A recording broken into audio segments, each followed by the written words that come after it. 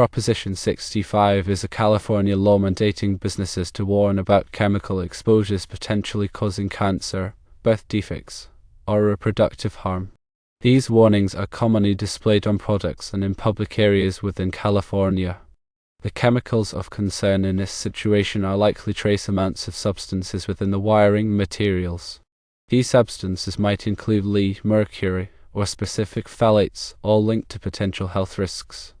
Whether the warning is a major concern hinges on several factors. Firstly, exposure level. The chemical exposure from the wiring is likely very low, unlikely posing a significant risk to health. Secondly, duration of exposure. Prolonged exposure to the chemicals would be necessary to increase the potential for health effects. Thirdly, individual health factors. Certain individuals may be more susceptible to specific chemicals than others. It's advised to wash hands after handling or working with wiring to reduce potential chemical exposure. If pregnant or planning pregnancy, take extra precautions avoiding exposure to potentially hazardous chemicals. Contact the light fixtures manufacturer for more information if you have chemical exposure concerns. In conclusion, while awareness of potential hazards is important, the Proposition 65 warning on outdoor light fixture wiring is likely a precautionary measure, not a major concern. However, practicing good hygiene and avoiding prolonged exposure to potential hazards is always advisable. The presence of a Proposition 65 warning doesn't automatically indicate an immediate and severe health threat.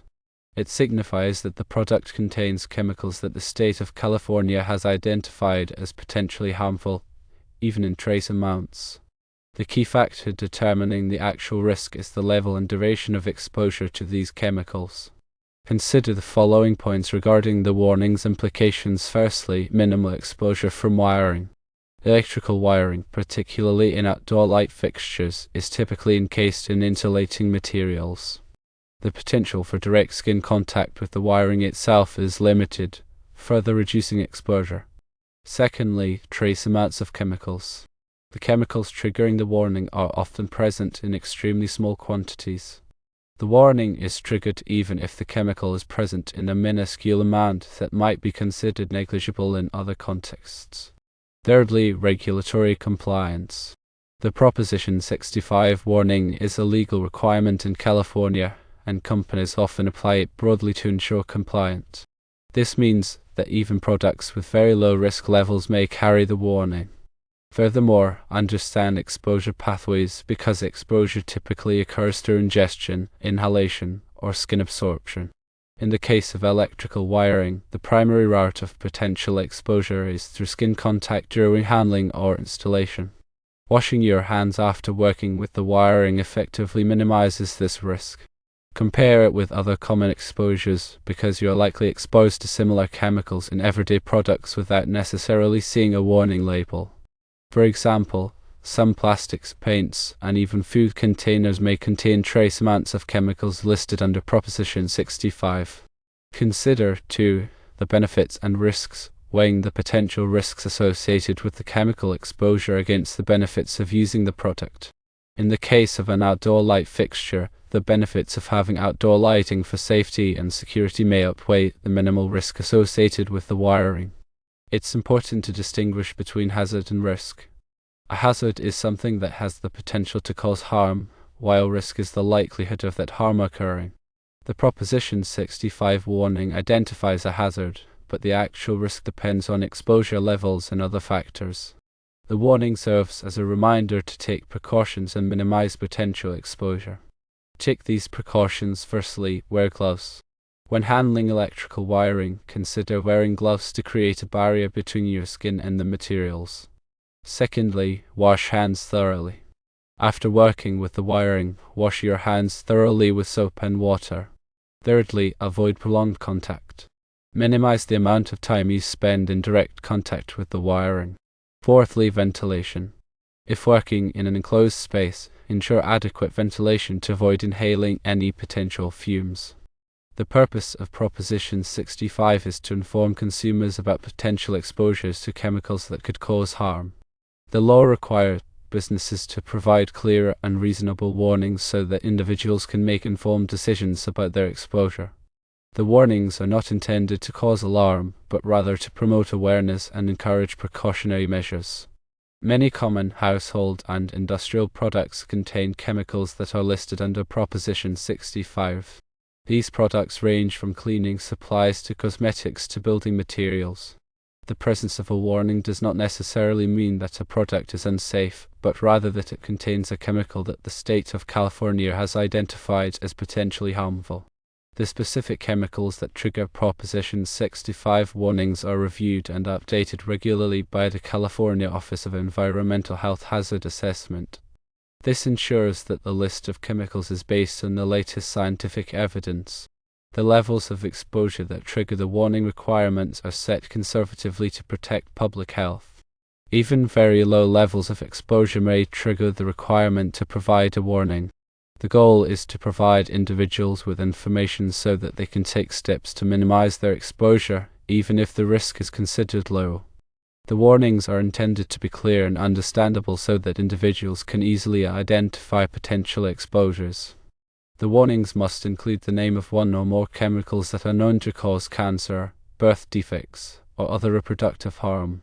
The warnings must also state that the product or environment may expose individuals to these chemicals.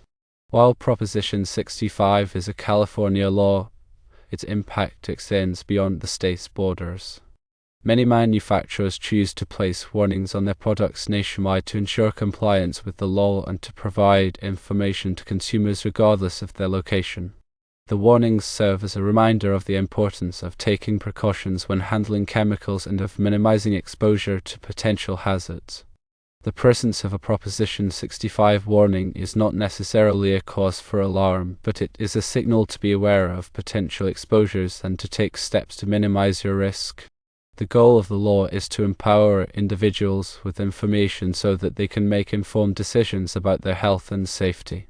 The warning on electrical wiring is likely a precautionary measure.